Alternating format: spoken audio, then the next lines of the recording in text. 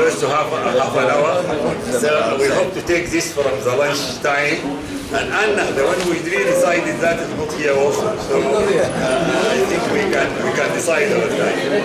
So friends, welcome to this session. And I'm so happy that also I'm not threatened by anything. I mean, there is one of my students in the other side. If there is a problem with my colleague, I have somebody from agriculture, which is very close to water. So if we have the science in here, then I think we are majority. So, but in any case, I'm a believer that no one science could do it. You know, in the science, the natural sciences, the applied sciences, the social sciences, they form one package and one science. But alone they cannot do development. So they need the decision making, but they need more also those for whom you are doing the project.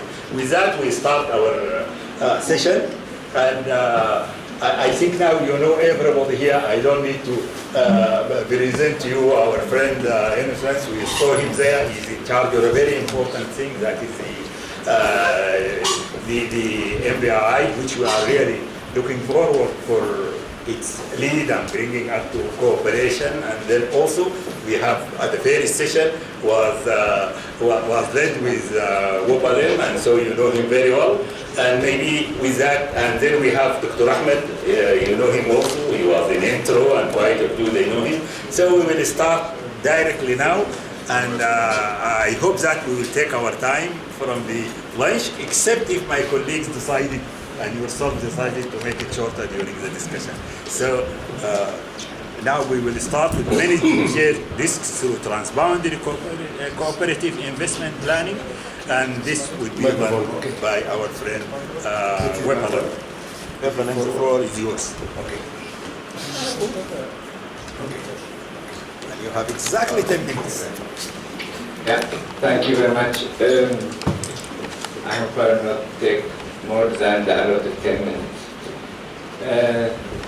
My title is Managing Shared Risks Through Cooperative Water Resources Investment Planning, the NBA experience. I prepared this with my colleague Dr. Salih for the Addis Ababa, and I modified it a little bit. Well, shared risks, the preceding discussion also was talking about practically how you could manage risks through cooperation. So before I miss out anything, I would like to start with my key messages. Normally people print it afterwards. Eventually it's also good for priming. So the first thing we have all to agree is Nile Basin could face growing water scarcity-induced risks. Population is growing, demand is growing, the Nile water is finite, climate change is posing a risk also to the river system itself. Given this, we are likely to face growing risks, environmental risks. We could lose our critical biodiversity assets, habitat loss, ecosystem loss. We could have even, in the worst case, social risks. For example, if there is the borders do not mean much for starving populations. So there could be drought-induced population migrations. In sub-Saharan Africa, most of the conflicts happen in pastoralist areas for obvious reasons. You could have climate change risks, extreme events, like floods and droughts. And now, earlier this morning, the gear and the hardware also discussed, but they could also be considered good assets for us to prepare against risks, climate change-induced risks. We could have also, if we are not managing the risks properly, we could have regional security implications. So, the basin could face risks. In the face of these risks, business as usual. I'm interested in water resource investment planning, that's the topic of my discussion. That violates the hydrologic unity of the Nile would likely aggravate these risks. if we manage our scarce and fragile Nile water resources on the basis of the integrity of the said basin, we have a higher probability of managing these risks. So the ones I showed you really are the risks, but there are also hope. There are also possibilities. Basin-wide institutionalized cooperation in investment planning and management. Today's discussion is a testimony to that. And not ad hoc arrangements guarantees that these risks are mitigated or avoided. We can go on the basis of project by project arrangements and cooperation, but that does not add up. We want to manage this river system productively. We need to cooperate on a larger scale. The NBI, being at the center of it all, is working to lay the foundation for avoiding or mitigating these risks. We do not need to reinvent the wheel. We have something going on. For the last, since 1999, we have been cooperating. We have built a lot of knowledge. I'll talk about them later on. But there is a chance, something to build on. We are not starting from zero. So you can see, this is, I don't want to spend too much time, but the Nile is a very unique river system. It is the longest, but it's not the most water abundant river system.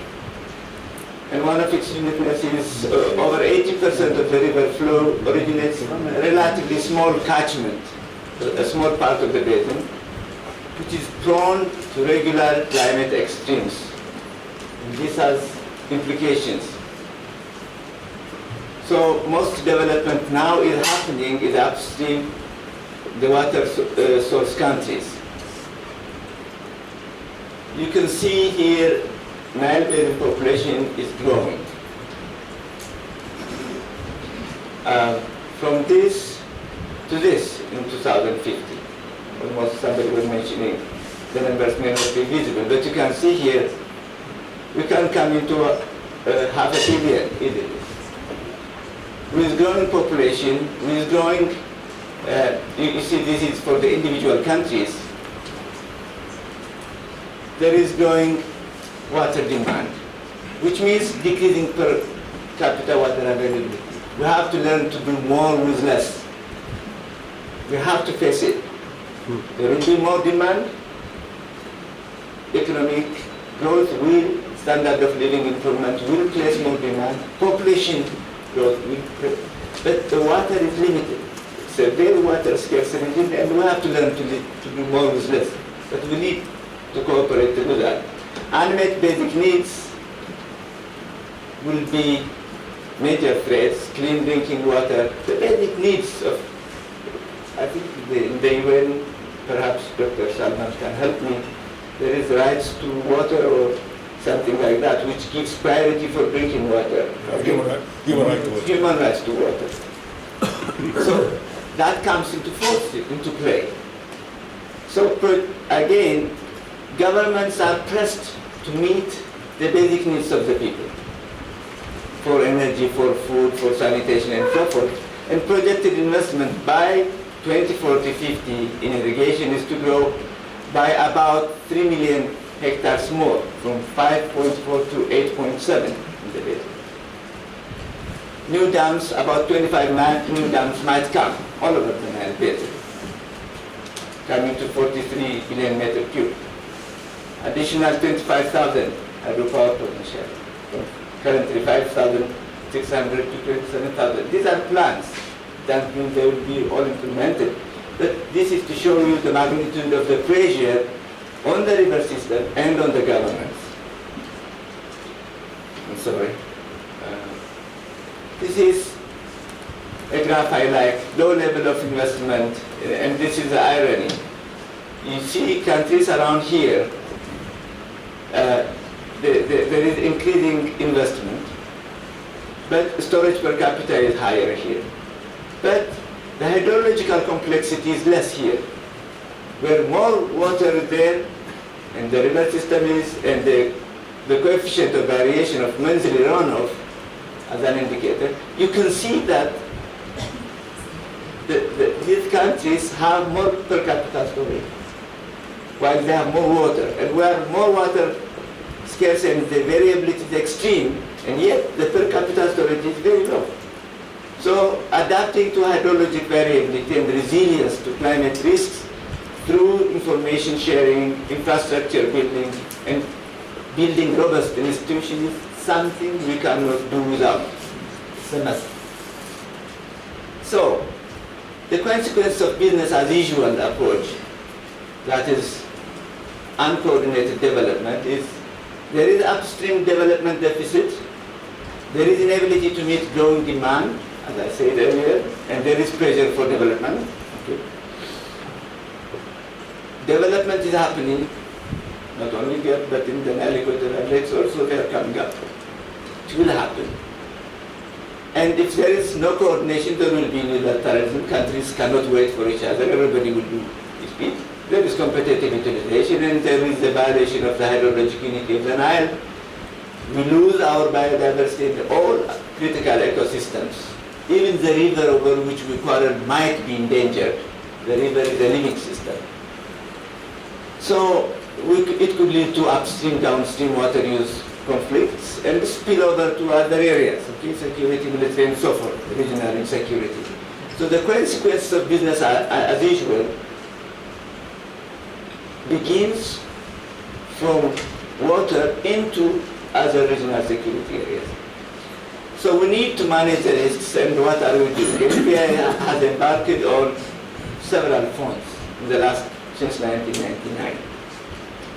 There has been a strategic water resource analysis determining the safe development space, how much development can NPI accommodate. The system limits or the carrying capacity is being recognized now in our discourse. We have piloted cooperative investments, for example, in the Eastern Nile, watershed management, Ethiopia-Sudan power interconnection and trade, some irrigation. So tangible benefits on the ground have been piloted. This could be scaled up. This is to demonstrate that it is possible to cooperate. And now, previously at ENTRO, at ENSAP, we have been doing a shopping list of projects. Sorry, okay, I will close quickly.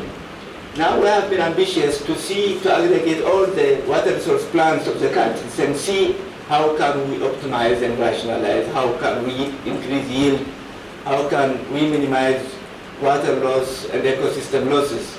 So a lot of things have happened. This is what I wanted to say. I don't want to go into the details.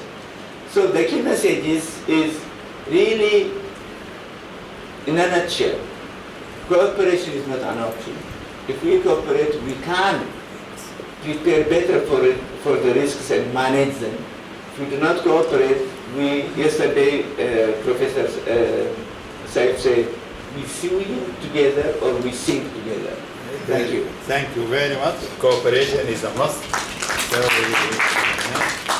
and we move from MBI to MBI talking after him, so we can link really the two. Now we have the director of the MBI, and he can build on those risks and which also the opportunities which you do. So the floor is yours. I will bring you this.